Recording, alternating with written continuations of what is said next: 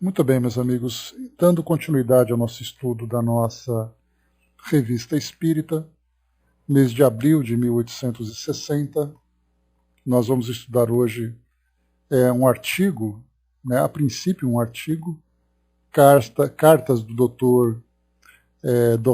Moheri sobre a senhorita Desirê Godou. Já falamos sobre ela, falaremos um pouquinho mais sobre ela também hoje. E depois, lá na seção Variantes, ou Variedades, né? O Fabricante de São Petersburgo. Então, veremos aqui esses dois artigos de hoje. Deixa eu só voltar aqui um pouquinho.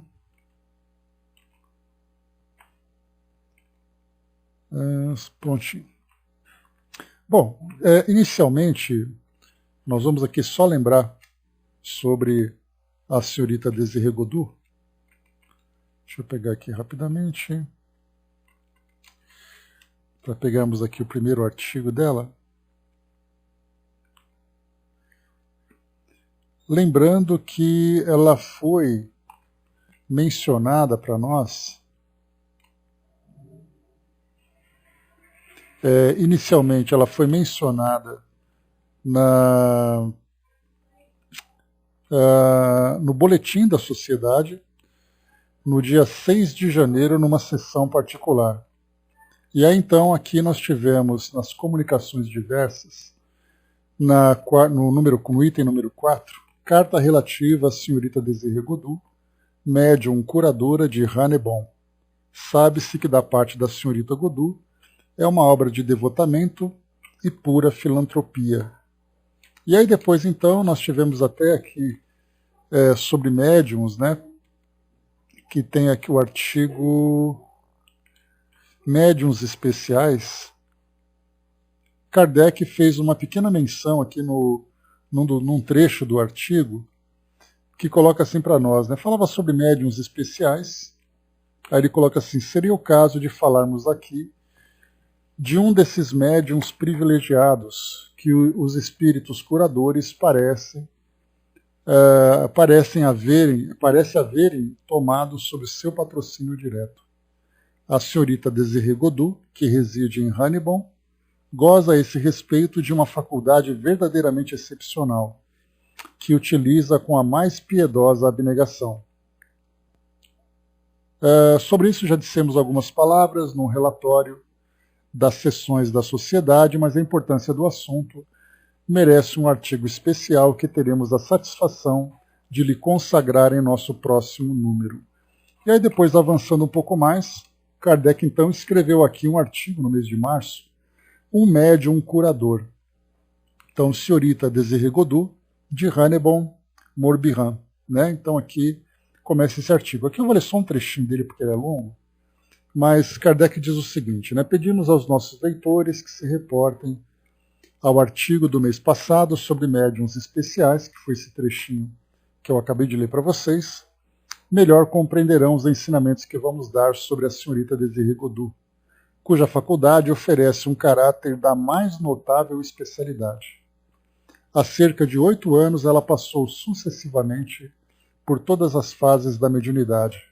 A princípio médium de efeitos físicos, muito poderosa, tornou-se sucessivamente médium vidente, audiente, falante, escrevente, e finalmente todas as suas faculdades se concentraram na cura de doentes, que parece ser a sua missão que desempenha com um devotamento e uma abnegação sem limites.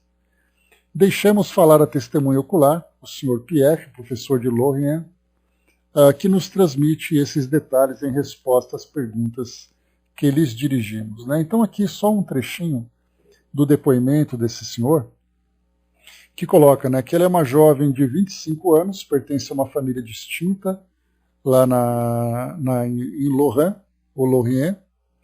Diz assim, né, há mais ou menos 6 anos que essa família patriarcal dá esmolas de remédios prescritos e, frequentemente, daquilo que é necessário para curativos, tanto aos ricos quanto aos pobres que a procuram.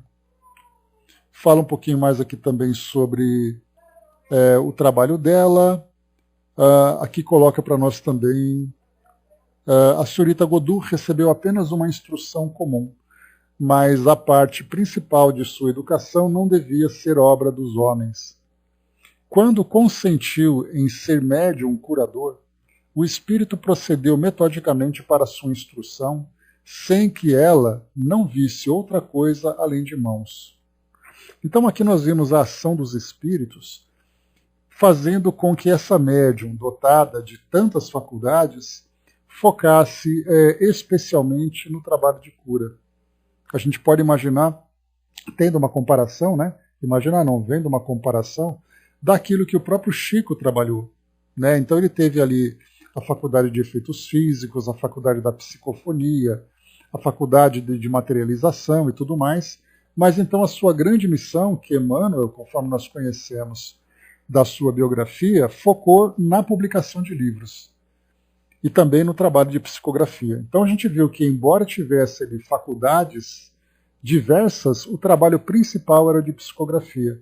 No caso dela, embora tivesse também faculdades diversas, o trabalho dela foi um trabalho de cura a partir de um entendimento dos espíritos, e aí depois ela vivenciou ali diversas experiências, né, que faziam com que ela se aprofundasse cada vez mais nesse trabalho que deveria realizar.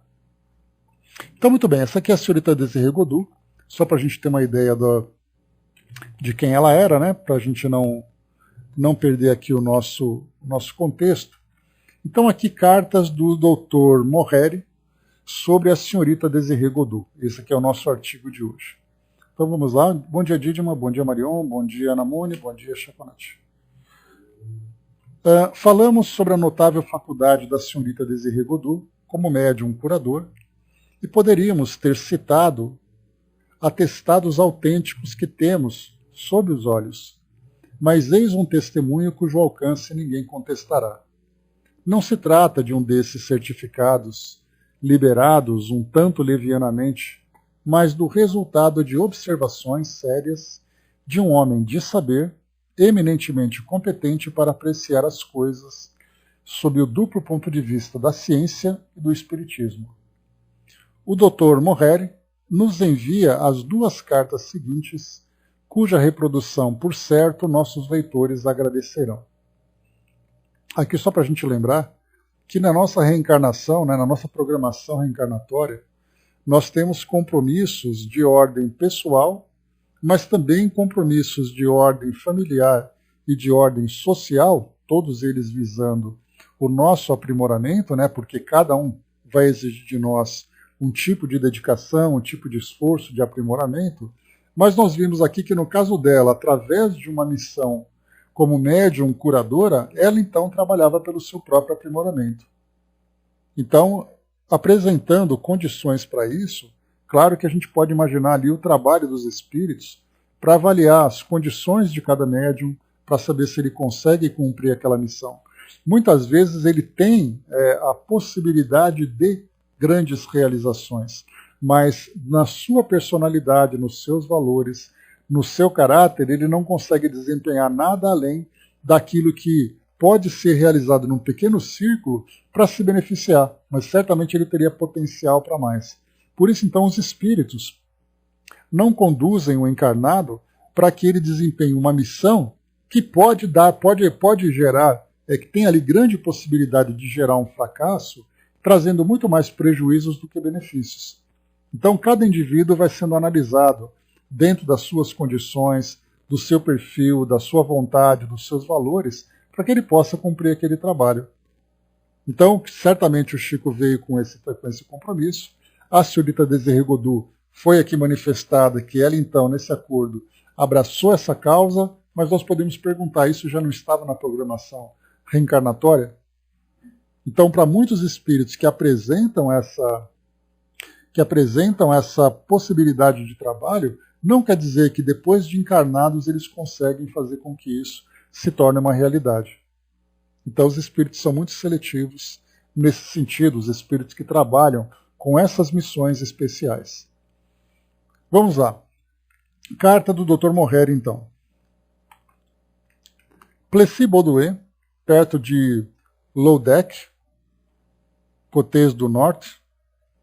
Então aqui é o cabeçalho, né? falando aqui do local. Senhor Allan Kardec, embora sobrecarregado de ocupações nesse momento, como membro correspondente da Sociedade Parisiense de Estudos Espíritas, devo informar-vos de um acontecimento para mim inesperado e que sem dúvida interessa a todos os nossos colegas. Nos últimos números de vossa revista, elogiastes a senhorita Désirée Godu, de Hannebon.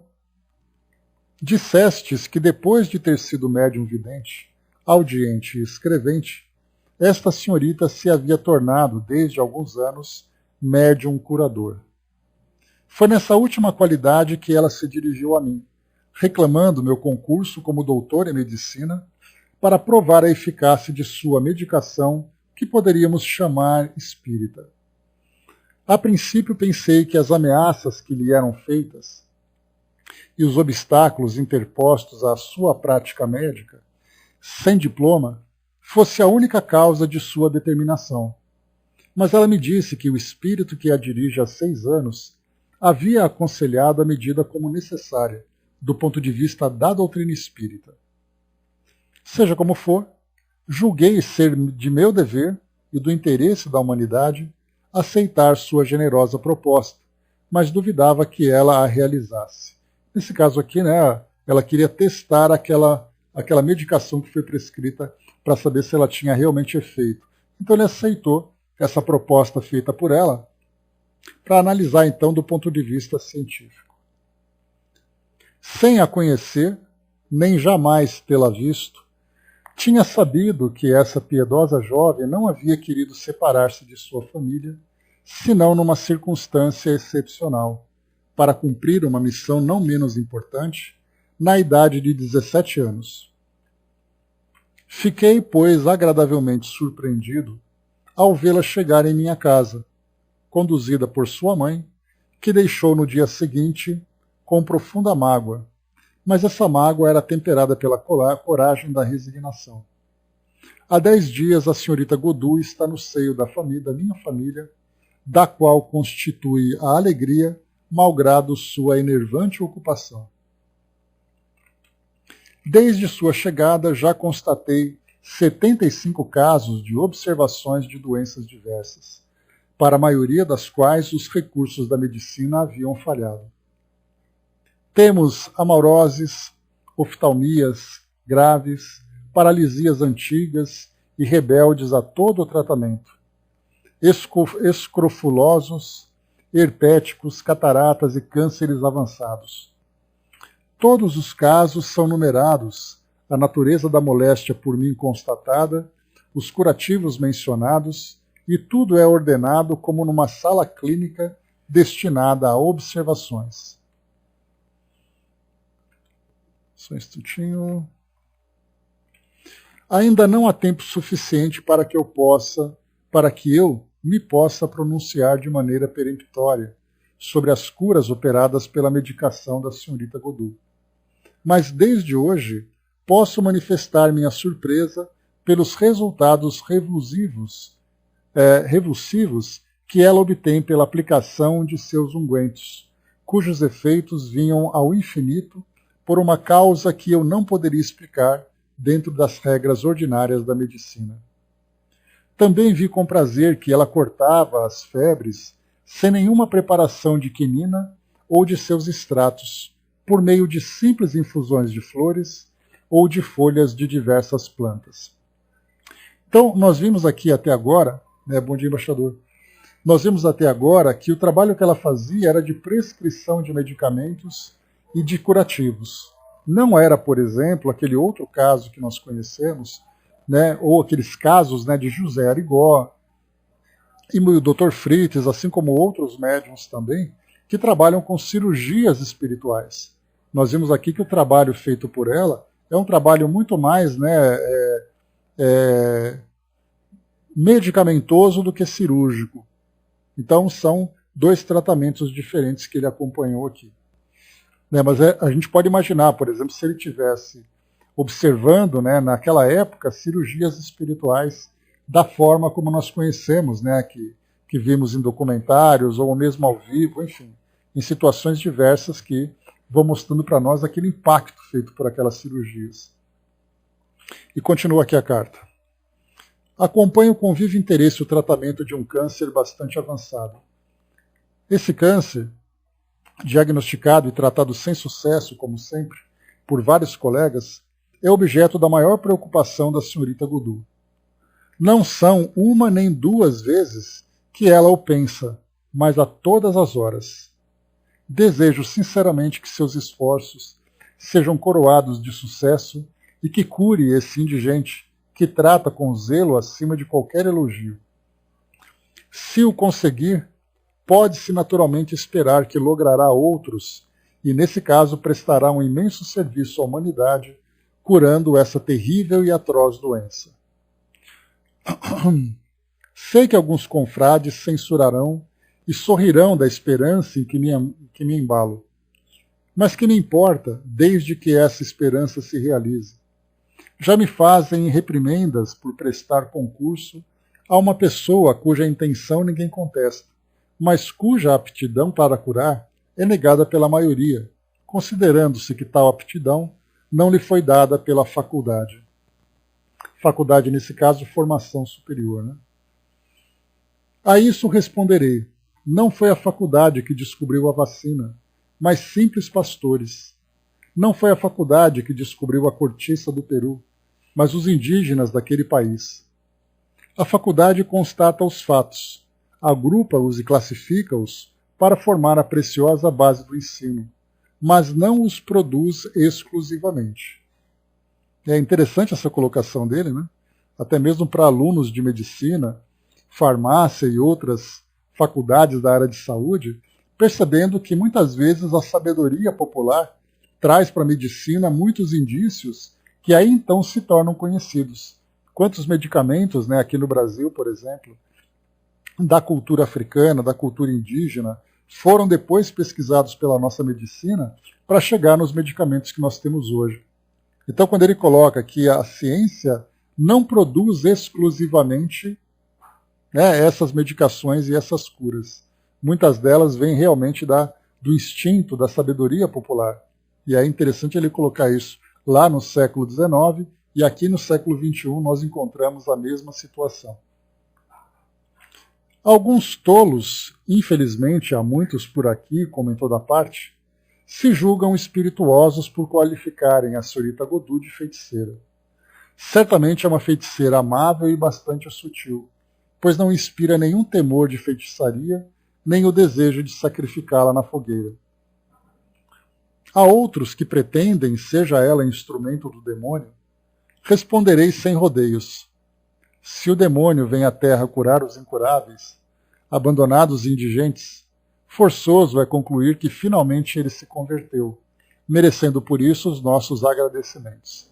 Kardec já fez um comentário semelhante também, lá na Revista Espírita, lá no livro Céu e Inferno, na primeira parte, quando ele fala sobre os dogmas, né, de um modo geral, principalmente da Igreja Católica e das igrejas evangélicas, a respeito de céu, inferno, purgatório, anjos e demônios, né? E quando ele fala sobre o diabo, ele lembra exatamente isso, né? Muitas pessoas atribuem ao diabo o poder da cura, e ele dizia, né, que o diabo está bem equivocado na estratégia dele, porque ele difunde o bem querendo fazer com que as pessoas se envolvam com o mal, né? Ora, duvido muito que entre os que assim falam, não haja muitos que prefiram ser curados por suas mãos, a morrerem nas mãos de um médico. Recebamos, pois, o bem de onde vier, e a não ser com provas autênticas, não atribuamos o seu mérito ao diabo. É mais moral e mais racional atribuir o bem a Deus e lhe o agradecer, né, Respeito, penso que minha opinião será partilhada por vós e por todos os meus colegas. Aliás, e que isso se torne ou não uma realidade, sempre resultará algo para a ciência. Não sou um homem de esquecer certos meios empregados que hoje muito negligenciamos. Disse que a medicina fez imensos progressos. Sim, sem dúvida, para a ciência, mas não tanto na arte de curar. Aprendemos muito Aprendemos muito e muito esquecemos. O espírito humano é como o oceano, não pode abarcar tudo. Quando invade uma praia, deixa outra. Voltarei ao assunto e vos porei ao corrente dessa curiosa experiência. Ligo a ela a maior importância. Se triunfar, será uma brilhante manifestação contra a qual será impossível lutar, porque nada detém os que sofrem e querem curar-se. Estou decidido a tudo afrontar com esse objetivo, mesmo o ridículo que tanto se teme na França. Aproveito a oportunidade para vos enviar minha tese inaugural. Se vos derdes ao trabalho de lê-la, compreendereis facilmente quanto eu estava disposto em admitir o espiritismo. Essa tese foi defendida quando a medicina havia caído no mais profundo materialismo. Era um protesto contra essa corrente, que nos arrastou para a medicina orgânica e a farmacologia mineral, de que tanto se abusou. Quanta saúde arruinada pelo uso de substâncias minerais que, em caso de insucesso, aumentam o mal e não de melhora. E no de melhora, muitas vezes deixam traços em nosso organismo. Aceitai, etc., morrere.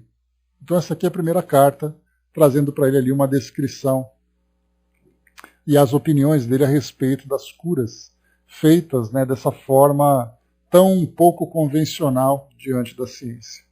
Tem a segunda carta agora, 20 de março de 1860. Senhor, em minha última carta enunciei-vos que a senhorita Désirée Godu havia vindo exercer sua faculdade curadora sob minhas vistas. Hoje venho vos trazer algumas novidades. Desde 25 de fevereiro comecei minhas observações sobre um grande número de doentes, quase todos indigentes e impossibilitados de tratamento adequado. Alguns têm doenças, pouco importantes. A maioria, porém, é acometida por afecções que resistiram aos meios curativos ordinários. Cataloguei, desde 25 de fevereiro, 152 casos de moléstias muito variadas. Infelizmente, em nossa região, sobretudo os doentes indigentes, seguem seus caprichos e não têm paciência para se resignarem a um tratamento contínuo e metódico. Desde que experimentam melhora, julgam-se curados e nada mais fazem. É um fato muitas vezes constatado em minha clientela e que necessariamente deveria ocorrer com a senhorita Godu. Ou seja, ele coloca aqui para nós que muitas pessoas que acabam recebendo o tratamento médico tendem a abandonar depois do tratamento quando surgem aí as primeiras melhoras. Então ele traz para nós aqui uma comparação de que, vai com Deus, Andréia, de que com a senhorita Godu poderia acontecer a mesma coisa de pessoas que faziam, então, tratamentos espirituais. Como já vos disse, nada quero prejulgar, nada afirmar, exceto os resultados constatados pela experiência. Mais tarde farei o inventário de minhas observações e constatarei as mais notáveis, mas desde já posso exprimir a minha admiração por certas curas obtidas fora dos meios ordinários. Vi curar sem quinino é uma medicação, né? 3 episódios de febres intermitentes, rebeldes, dos quais um havia resistido a todos os meios por mim empregados. A senhorita Godu curou igualmente 3 panaríceos e 2 inflamações subaponevróticas da mão em poucos dias. Fiquei deveras surpreendido. Posso também constatar a cura, ainda não radical, mas muito avançada, de um de nossos mais inteligentes trabalhadores, Pierre Le Boudec, de Saint-Ravet, surdo há 18 anos. Ele ficou tão maravilhado quanto eu, quando, após 3 dias de tratamento, pôde ouvir o canto dos pássaros e a voz dos seus filhos. Vi-o esta manhã. Tudo leva a crer numa cura radical dentre em pouco. Entre nossos doentes, o que mais atrai minha atenção neste momento é um tal Bigot, operário de Sankaradek, acometido há 2 anos e meio por um câncer no lábio inferior. O câncer chegou ao último grau. O lábio inferior está praticamente destruído. As gengivas, as glândulas sublinguais e as submaxilares estão canceromatosas. O próprio osso maxilar inferior está afetado pela moléstia. Quando se apresentou em minha casa, seu estado era desesperador. Suas dores eram atrozes. Não dormia há 6 meses. Qualquer operação era impraticável, pois o mal estava muito avançado. A cura me parecia impossível, e o declarei com toda franqueza à senhorita Godot, a fim de premoni-la contra uma derrota inevitável. Minha opinião não variou quanto ao prognóstico. Não posso acreditar na cura de um câncer tão avançado. Entretanto, devo declarar que, desde o primeiro curativo, o doente experimenta alívio e, a partir de 25 de fevereiro, dorme bem e se alimenta. Voltou-lhe a confiança. A ferida mudou de aspecto de modo visível, e, se isso continuar, a despeito de minha opinião tão formal, serei obrigado a esperar uma cura. Se realizar-se, será o maior fenômeno de cura que se possa constatar. É preciso esperar e ter paciência com o doente. A senhorita Godot tem com ele um cuidado todo especial. Por vezes tem feito curativos de meia e meia hora. Esse indigente é o seu favorito. Quanto a outras coisas, nada tenho a dizer. Poderia edificar-vos sobre os boatos, mexericos, alusões à feitiçaria, mas, como a tolice é inerente à humanidade, não me dou ao trabalho de tentar erradicá-la. Aceitai, etc., morrere. Então aqui o final da segunda carta. Bom dia, dona Miriam. Observação. Agora Kardec faz aqui o comentário, né? Como se pode ficar convencido pelas 2 cartas acima, o Dr. Morreri não se deixa fascinar pelo entusiasmo. Observa as coisas friamente, como homem esclarecido que não se permite ilusões. Demonstra inteira boa-fé e, pondo de lado o amor próprio do médico, não teme confessar que a natureza pode prescindir dele, inspirando a uma jovem sem instrução os meios de curar que ele não encontrou sequer em sua faculdade, nem em seu próprio cérebro, não se julgando humilhado por isso. Seus conhecimentos de espiritismo mostram-lhe que a coisa é possível, sem que, por isso, haja derrogação das leis da natureza. Ele a compreende, desde que essa notável faculdade é para ele um simples fenômeno, mas desenvolvido na senhorita Godot que em outros. Pode-se dizer que essa jovem representa para a arte de curar o que Joana d'Arc representava para a arte militar. O Dr. Morreri esclarecido sobre os 2 pontos essenciais, o espiritismo como fonte e a medicina ordinária como controle, pondo de lado o amor próprio e qualquer sentimento pessoal, encontra-se na melhor posição para julgar imparcialmente, e nós cumprimentamos a senhorita Godot pela resolução tomada, de colocar-se sob o seu patrocínio. Sem dúvida, os leitores nos serão gratos por mantê-los ao corrente das observações que serão feitas ulteriormente. Então aqui, nesse artigo, assim como no comentário de Kardec, né, nessas 2 cartas, assim como no comentário de Kardec, nós vimos aqui a descrição de um trabalho de cura. Mas o processo é bastante interessante, porque inicialmente ela solicitou que o Dr. Morreri, médico formado, fosse então ali o observador e, de certa forma, o controlador daquele trabalho que ela realizava, observando ali quais eram os diagnósticos, quais eram os tipos de doenças apresentados, os tratamentos e os resultados. Porque, diferentemente do que acontece quando nós vemos, né, que infelizmente acaba envolvendo bastante esse ilusionismo, charlatanismo, são pessoas que trazem um diagnóstico qualquer, sem que tenha sido avaliado, e depois então apresentam uma cura miraculosa.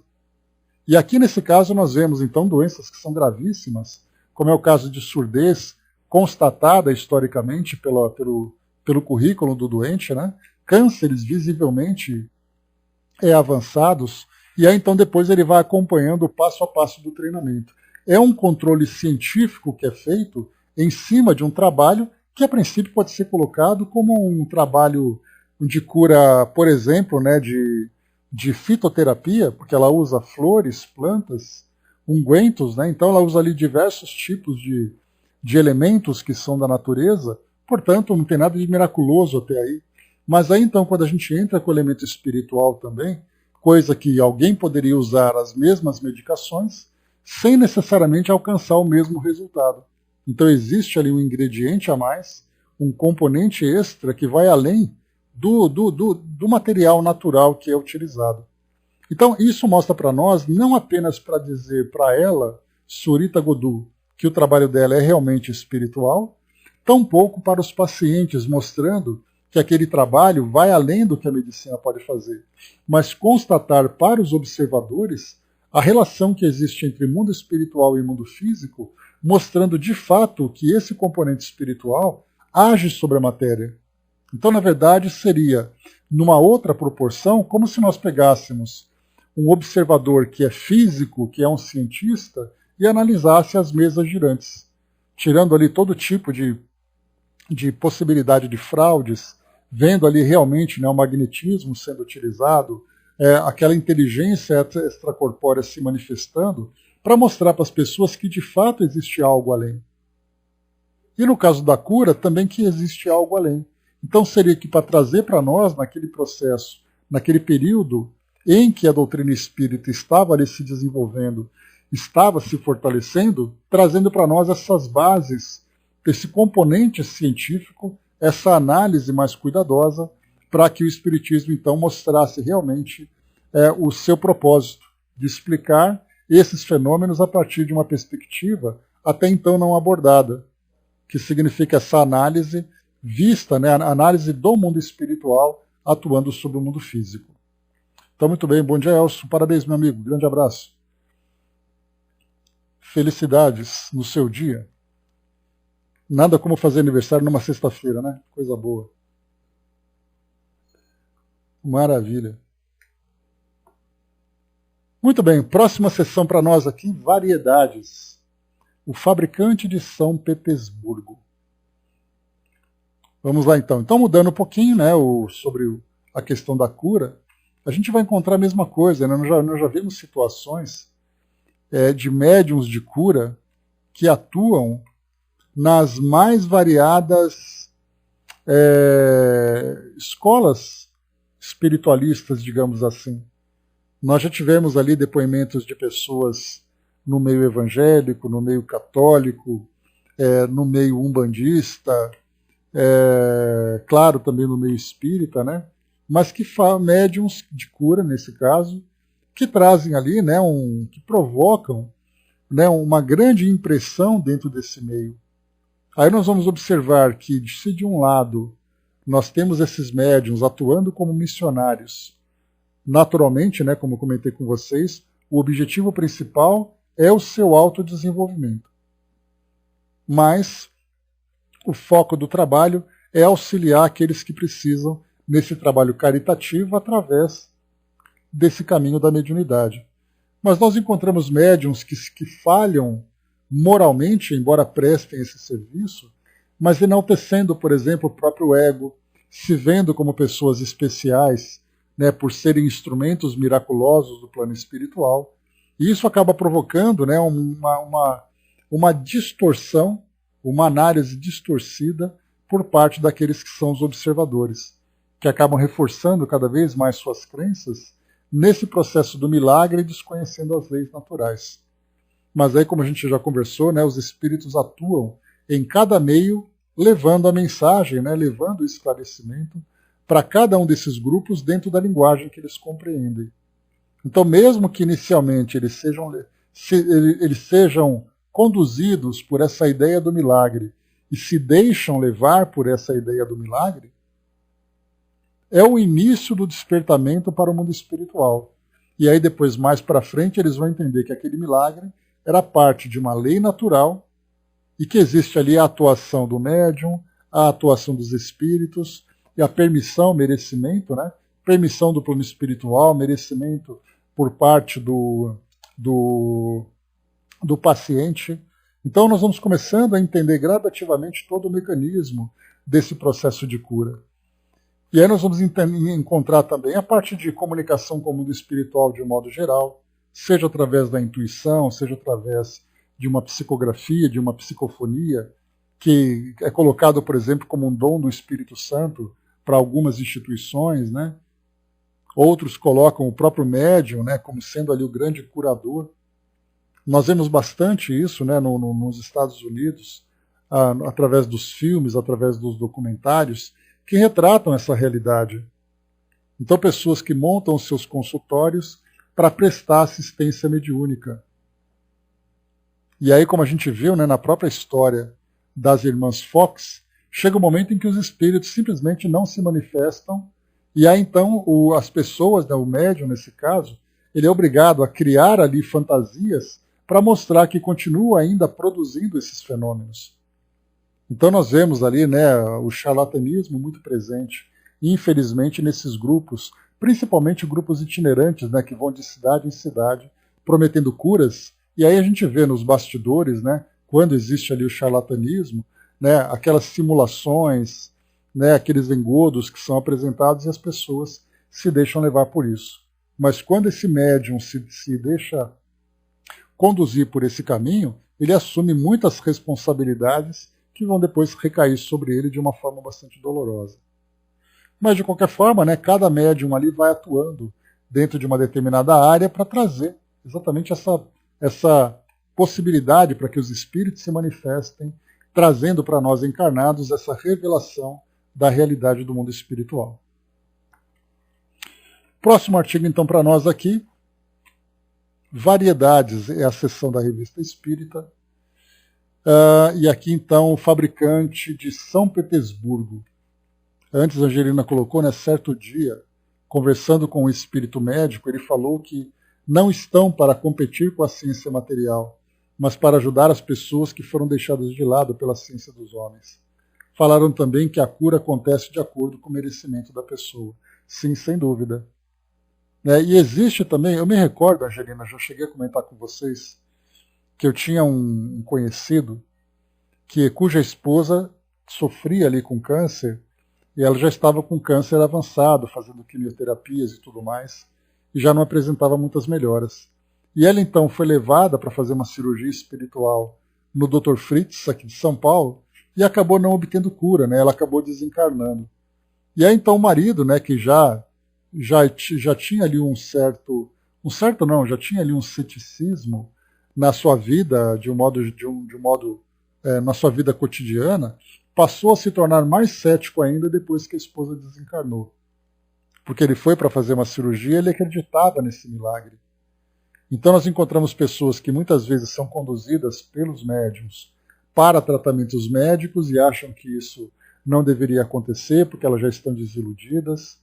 Outros abandonam o tratamento médico contando com o tratamento espiritual e muitas vezes também acabam sendo desiludidas. Então, na verdade, é um trabalho conjunto entre plano físico e plano espiritual. Mas achar esse meio termo acaba sendo muito difícil, porque depende muito da crença das pessoas. Se você vai ao médico e ele, tomado pela sua ciência, tem ali uma visão materialista e você fala que foi fazer um tratamento espiritual, ele vai simplesmente considerar isso como um elemento positivo, que vai fortalecer, vai estimular a sua fé, mas que na verdade é um placebo, porque é a medicina que cura. Eu mesmo, né, quando trabalhava em um hospital, então o que valia era remédios, injeções, cirurgias, era o que fazia ali o tratamento. Aí então eu conheci a homeopatia e a acupuntura. Demorei muito para poder aceitar esses tratamentos. Porque colocar aquela agulhinha, colocar ali aquelas gotinhas, tomar aqueles glóbulos e tudo mais, sendo que você via centro cirúrgico, UTI e tudo mais, era muito difícil essa transição. Mas depois você começa a conhecer o processo, e até mesmo, o mais importante de tudo, não é apenas conhecer, porque o conhecer é parte do processo, mas é você abrir a sua mente para essas realidades.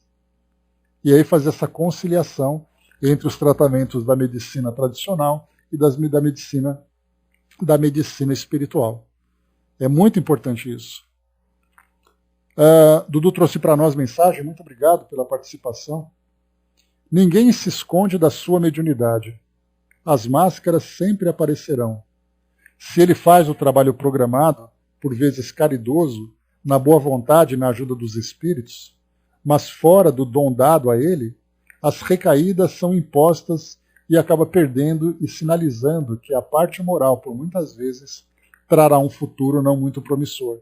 E a dívida, por vezes, será alta, quando do seu retorno ao plano. Venha trazendo a mediunidade bem e saia bem. Se a mediunidade fora da sua moralidade se faz mal, aí tudo muda nesse processo. Então são relatos que nós temos, né? Por exemplo, lá no livro Os Mensageiros, de André Luiz, nós temos ali quantos e quantos médiuns são chamados no plano espiritual para prestarem contas do trabalho que fizeram aqui no mundo físico, e quantos deles são vistos ali como médiuns que fracassaram.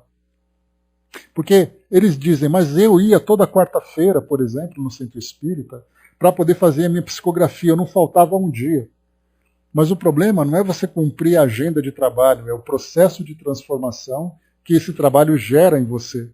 Porque às vezes o médium vai até o centro espírita cumprindo rigorosamente a sua agenda de trabalho, só que ele próprio se acha uma grande estrela do centro espírita. A sua vaidade, o seu ego, é ali, na verdade, o seu grande motivador. Não é o trabalho caritativo. Então a mediunidade vem realmente como grande transformadora.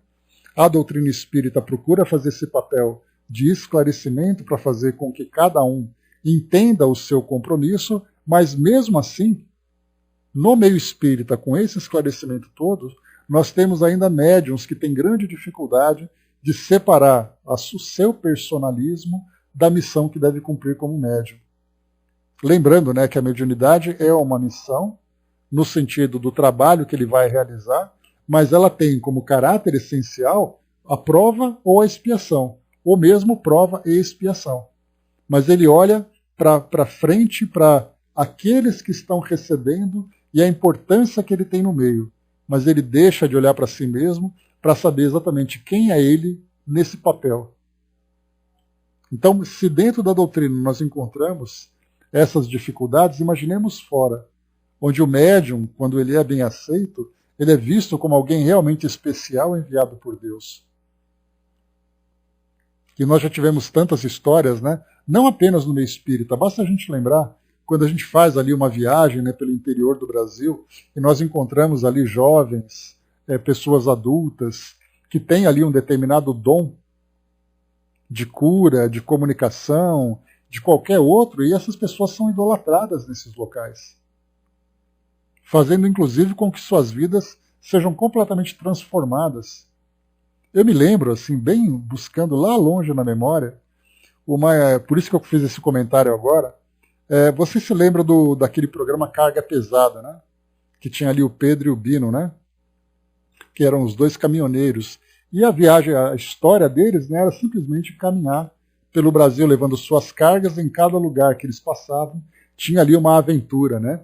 E eu me lembro de um episódio que eles foram para um lugar que tinha uma moça que tinha um dom religioso, que ela era tratada quase como uma enviada de Nossa Senhora. Criavam altares, criavam roupas para ela, né, roupas que davam essa impressão de véu, de santidade e tudo mais. E aquela cidade toda, com todas as peregrinações de pessoas que iam em busca de cura, iam para lá fazer essas devoções. Né? Então a gente vê assim como esse aspecto espiritual mexe realmente com as pessoas. E a dificuldade que cada um tem de lidar com esses dons. Porque mesmo que você não compreenda a mediunidade na sua essência, no seu propósito, né, isso vai realmente determinar o futuro daquela pessoa, de felicidade ou de infelicidade. Porque ele não pode alegar que ele não sabia. Ele vai realizar aquele trabalho através daquele dom que ele recebeu, mas o que é observado é o que essa pessoa, em que essa pessoa está se transformando a partir desse trabalho.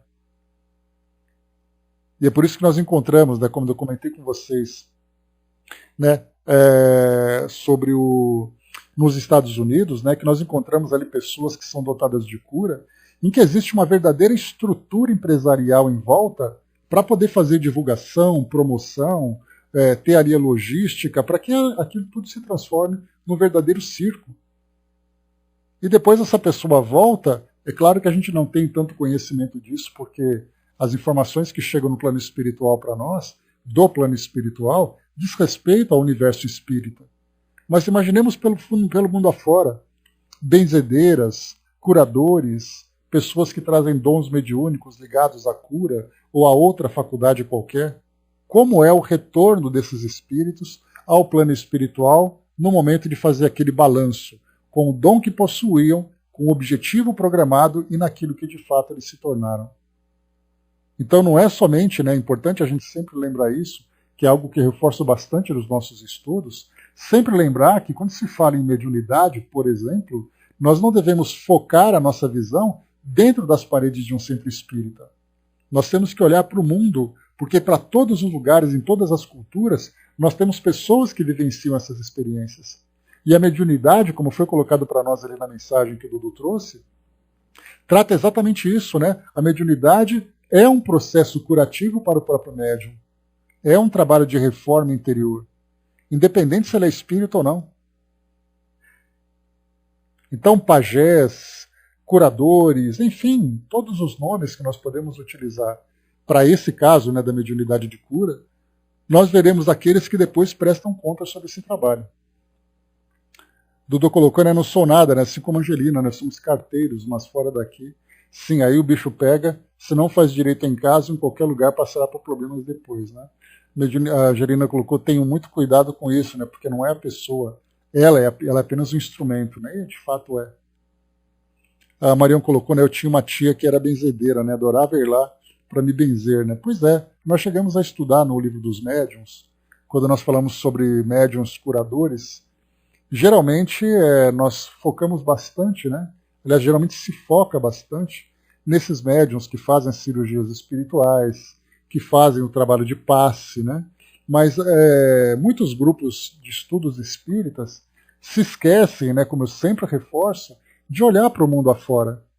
E eu lembro na época, eu trouxe reportagens que falavam sobre benzedeiras e curadores que viviam pelo Brasil afora, pelos interiores dos estados e tudo mais, né? Aquela cidadezinha do nada, que tinha aquela Dona Maria, que tinha ali o seu João, que faziam curas com suas simpatias e tudo mais. E aí o fato de serem benzedeiras e serem curadores, eles não eram considerados médiuns de cura. Mas ali se encontrava uma faculdade atuante com a presença de espíritos, muitas vezes até ignorado pelo médium, porque dentro da sua crença ele era devoto de algum santo. Ele acreditava que era aquele santo que atuava junto a ele, mas nós tínhamos ali um grupo de espíritos que participavam de uma forma muito amistosa.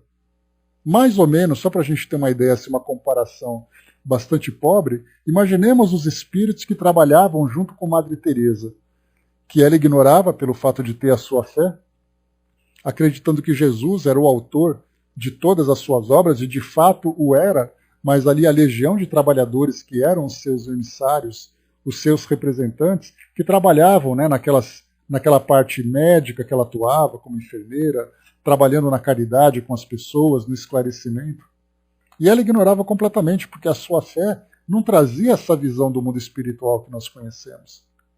Então nós vamos encontrar, né, tanto aquelas pessoas dentro dos templos evangélicos, que através da imposição de mãos são realmente grandes curadores. Eu me recordo de uma reportagem que foi feita de uma garota ali por volta dos seus 12, 13 anos de idade, que era uma grande médium de cura. E dentro daquele templo religioso evangélico faziam um verdadeiro circo, porque a igreja colocava, nós temos um médium de cura. Ela trabalha dentro da nossa igreja, ou seja, virou ali um objeto, uma atração turística, uma exploração da fé de uma jovem que trazia uma grande faculdade, mas que acaba sendo explorada, né? Mal explorada não, né? Porque o fato de ser explorada já mostrava o lado negativo. Assim como nós temos médiuns de cura na Umbanda, que conhecem ali, né, junto com os espíritos, trabalham com ervas, trabalham com diversos recursos, que de fato trabalham, tem ali grandes resultados. Então a mediunidade é realmente uma grande responsabilidade para nós. Muito bem, meus amigos, vamos lá. Dá para falar o dia inteiro sobre isso, né? De tão interessante que é, né? Se fosse ali, tivesse preparado um estudo para falar sobre mediunidade de cura, a gente ia embora. Porque tem muita coisa legal para a gente poder trazer, reportagens, exemplos, né, citações, enfim. Mas vamos em frente. Variedades. O fabricante de São Petersburgo. O seguinte fato de manifestação espontânea foi transmitido ao nosso colega, Sr. Kratzov, de São Petersburgo, aqui nesse caso na Rússia, a gente lembra, né? Por seu compatriota, o barão Gabriel Cherkassov, que reside em Cannes, e garante a sua autenticidade. Aliás, parece que o fato é muito conhecido e fez sensação na época em que aconteceu, em que ocorreu. Então aqui a carta diz o seguinte: no começo do século havia em São Petersburgo um rico artesão que empregava grande número de operários em suas oficinas. Seu nome me escapa, mas creio que era inglês. Homem probo, humano e comportado, não só desfrutava de boa renda de seus produtos, mas muito mais ainda do bem-estar físico e moral de seus operários, que, consequentemente, ofereciam o exemplo de boa conduta e de uma concórdia quase fraternal. Conforme um costume observado na Rússia até hoje, o patrão custeava o alojamento e a alimentação, ocupando os operários os andares superiores e as águas furtadas da mesma casa que ele. Né? Água furtada, a gente lembra que é como se fosse o sótão, né? Quem fala sobre isso é a Dona Ivone, lá no livro Recordações da Mediunidade, que ela lembra que ela foi para a casa de um amigo e ela estava nessa água furtada, que é esse quartinho que fica no sótão, né? Alguma coisa assim. Certa manhã, ao despertar, vários operários não encontraram suas roupas, que haviam posto de lado ao se deitarem. Não se podia pensar em roubo. Conjecturaram inutilmente e suspeitaram que os mais maliciosos tinham querido pregar uma peça em seus camaradas. Enfim, graças às buscas realizadas, encontraram todos os objetos desaparecidos no celeiro, nas chaminés e até nos telhados. O patrão fez advertências gerais, já que ninguém se confessava culpado. Ao contrário, todos protestavam inocência. Passado algum tempo, o mesmo fato se repetiu. Novas advertências, novos protestos. Pouco a pouco o fenômeno começou a se repetir todas as noites e o patrão inquietou-se bastante. Porém, além de seu trabalho ser muito prejudicado, via-se ameaçado pela debandada de todos os operários que temiam permanecer numa casa onde se passavam, segundo eles, coisas sobrenaturais. Só para completar, Dudu colocou para nós aqui. Água furtada, substantivo feminino, espaço entre a água do telhado e o forro, tornado habitável, especialmente pela abertura de lacunas, de lucarnas para aeração e insolação. Enfim, é aquele quartinho no sótão, né? Seguindo o conselho do patrão, foi organizado um serviço noturno, escolhido pelos próprios operários para surpreender o culpado. Mas nada conseguiram. Ao contrário, as coisas pioravam cada vez mais. Para alcançar seus quartos, os operários deviam subir escadas que não estavam iluminadas. Ora, aconteceu a vários deles receber pancadas e bofetões, e, quando procuravam defender-se, não batiam senão no vazio, enquanto a violência dos golpes os fazia supor que tratavam com um ser sólido. Dessa vez o patrão os aconselhou a se dividirem em dois grupos.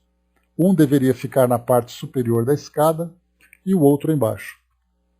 Dessa maneira, o brincalhão de mau gosto não poderia escapar e receber o corretivo que merecia. não poderia escapar e receber o corretivo que merecia. Mas a previdência do patrão falhou novamente. Os dois grupos apanharam bastante e cada um acusava o outro. As recriminações tornaram-se atrozes e a desinteligência entre os operários chegou ao cúmulo, de modo que o pobre patrão já pensava em fechar as oficinas ou mudar-se. Uma noite estava sentado, triste e pensativo, cercado pela família. Todos estavam abatidos, quando, de repente, ouviu-se um grande ruído no aposento ao lado, que lhe servia de gabinete de trabalho. Levantou-se precipitadamente e foi procurar a causa do barulho. Ao abrir a porta, a primeira coisa que viu foi sua escrivaninha aberta e um castiçal aceso. Ora, há poucos instantes ele havia fechado a escrivaninha e apagado a luz. Ao aproximar-se, distinguiu sobre a mesa um tinteiro de vidro e uma pena que não lhe pertenciam, além de uma folha de papel sobre a qual estavam escritas essas palavras que não tinham tido tempo de secar. Manda demolir a parede em tal lugar, era acima da escada. Aí encontrarás ossadas humanas que mandarás sepultar em terra santa. O patrão tomou o papel e correu a informar a família. No dia seguinte começaram a procurar de onde provinham o tinteiro e a pena. Mostrando-os aos moradores da mesma casa, chegaram até o negociante de gêneros alimentícios que tinha a sua quitanda no rés do chão e que reconheceu um ou outra como seus. Interrogado sobre a pessoa a quem os havia dado, respondeu: ontem à noite, já tendo fechado a porta da loja, ouvi uma leve batida no postigo da janela. Abri e um homem, cujos traços não me foi possível distinguir, disse-me: peço-te que me des um tinteiro e uma pena. Eu vos pagarei. Tendo-lhe passado os dois objetos, ele me atirou uma grande moeda de cobre, que ouvi cair no assoalho, mas não pude encontrar. Demoliram a parede no lugar indicado, e aí encontraram ossadas humanas que foram enterradas, voltando tudo ao normal. Jamais se soube a quem pertenciam aqueles ossos. Ou seja, é uma história muito parecida com, né, aquele caixeiro viajante das irmãs Fox, sepultado na parede, né, sepultado naquele local, recebeu as comunicações a partir ali de algumas batidas, de alguns efeitos, né, físicos, e aí depois então recebendo a comunicação agora inteligente, para depois então descobrir a causa daqueles efeitos todos. Fatos dessa natureza devem ter ocorrido em todas as épocas, e vê-se que não são provocados absolutamente pelos conhecimentos espíritas. Compreende-se que em séculos recuados, ou entre povos ignorantes, tenham dado lugar a todo tipo de conjecturas supersticiosas. Então aqui o caso, né, dessas variedades. E o outro, para a gente finalizar, a aparição tangível. Vamos aqui mais um caso, né? Então aqui o que Kardec coloca para nós são aqueles tipos, né, aqueles típicos, aquelas típicas, né, histórias que o povo conta. Então aqui uma fonte riquíssima de histórias, né, sem explicações, porque elas são relatadas por aqueles que viram, que ouviram, mas que não foi testemunhado ali por ninguém a princípio. Então é difícil a gente analisar a origem de tudo isso, né? A Angelina colocou para nós aqui, né? Hoje, na madrugada, fui solicitada prestar atendimento a uma pessoa com obsessão séria. As pessoas da família estavam desesperadas por saber que participavam de um centro. Procuraram-me. Com todas as medidas higiênicas, fui até lá. Fiz a leitura do Evangelho, conversamos com a família, indicamos um dos hospitais espíritas do Nordeste para fazer o tratamento, né? Caso aceitassem o tratamento. Pois é, né? Então, também esses casos, né? Se não de efeitos físicos, né, de processos obsessivos bastante críticos. Nós costumamos receber, Angelina, solicitações do nosso trabalho do atendimento fraterno de pessoas que passam por essas dificuldades. E a dificuldade que nós encontramos nesse período, principalmente, é encontrar uma instituição que possa prestar esse serviço de assistência. Raríssimos nos tempos de hoje. temos que garimpar para saber exatamente quem que pode ajudar e quem que não pode, né? Então é muito difícil mesmo. Muito bem, aparição tangível. No dia 14 de janeiro último, o Sr. Laconte, cultivador na comuna de Brix, distrito de Valões, foi visitado por um indivíduo que se fazia um de seus antigos camaradas, com o qual havia trabalhado no porto de Cherbourg, e cuja morte remonta a 2 anos e meio. A aparição tinha por fim pedir a Laconte que mandasse rezar uma missa. No dia 15 houve uma recorrência da aparição. Menos espantado, Laconte efetivamente reconheceu o antigo camarada, mas ainda perturbado não soube o que responder. O mesmo aconteceu em 17 e 18 de janeiro. Somente no dia 19, Laconte disse-lhe: já que desejas uma missa, onde queres que seja rezada? Assistirás a ela? Desejo, respondeu o espírito, que a missa seja realizada na capela de São Salvador. Dentro de 8 dias estarei lá. E acrescentou: há muito tempo que eu não te via, e a distância era longa para vir te procurar. Dito isso, retirou-se, apertando-lhe a mão. Destacado esse trecho aqui, apertando-lhe a mão no texto. O Sr. Laconte cumpriu a promessa. Em 27 de janeiro, a missa foi realizada em São Salvador e ele viu seu antigo camarada ajoelhado nos degraus do altar, perto do sacerdote oficiante. Além dele, ninguém percebeu a aparição, embora tivesse perguntado ao padre e aos assistentes, se não o teriam visto. Desde aquele dia, o Sr. Laconte não foi mais visitado e retornou sua habitual tranquilidade. Kardec coloca aqui a observação para nós. Conforme esse relato, cuja autenticidade é garantida por uma pessoa digna de fé, não se trata de uma simples visão, mas de uma aparição tangível, pois o defunto amigo do Sr. Laconte lhe havia apertado a mão. Os incrédulos dirão que foi uma alucinação, mas até o momento ainda esperamos de sua parte uma explicação clara, lógica e verdadeiramente científica dos estranhos fenômenos que designam por esse nome, porquanto simplesmente negá-los não nos parece a melhor solução. Então está aqui mais um fato, né? E aqui um comentário aqui interessante são as expressões que Kardec utiliza, né? O defunto amigo lhe havia apertado a mão. Então Kardec fala que a pessoa morreu, que o morto, o defunto, são expressões que, claro, né, nós entendemos o seu real sentido. E não simplesmente ficarmos, né, como acontece no meio espírita, ficar chamando a atenção das pessoas, corrigindo as pessoas, né, quando você fala, olha, conheci uma pessoa que morreu. Não, ele não morreu, ele desencarnou. Sim, ele morreu.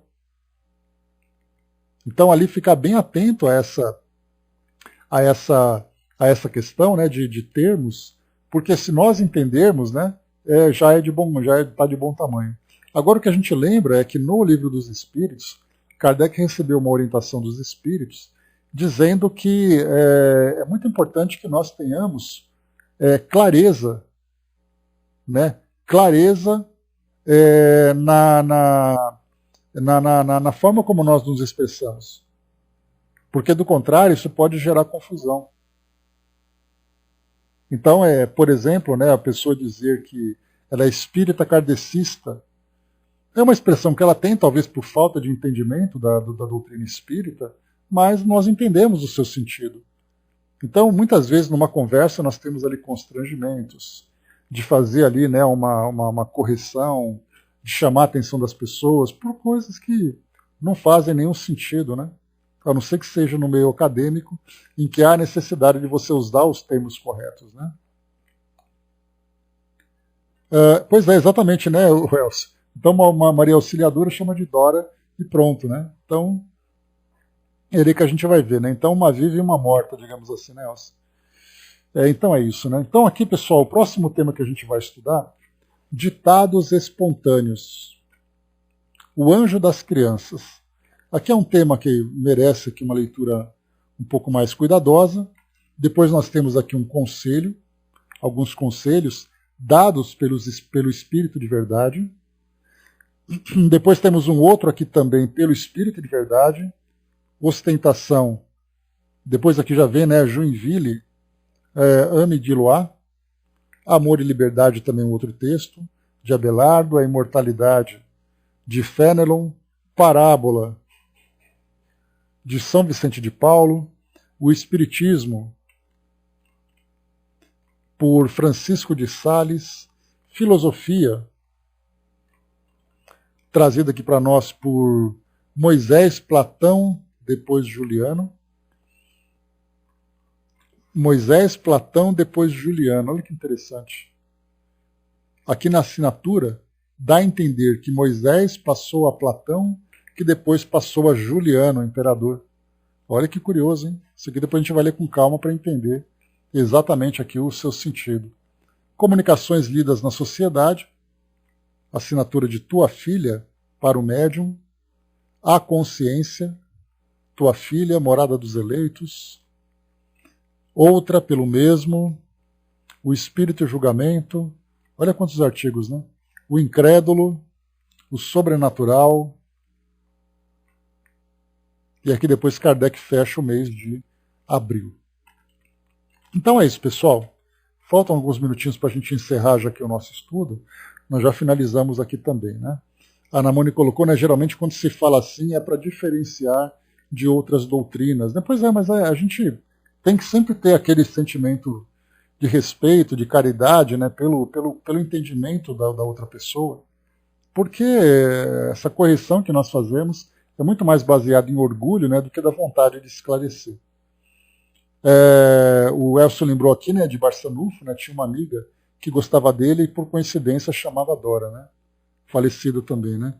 Então, fechando por aqui o nosso encontro de hoje, meus amigos, para a gente não estender um pouco mais. Então, por nosso próximo encontro na semana que vem, teremos então todos esses artigos, esses ditados espontâneos que Kardec colocou. Deixa eu ver aqui, o Dudu colocou, né, recebi mensagem de uma amiga do Elcio,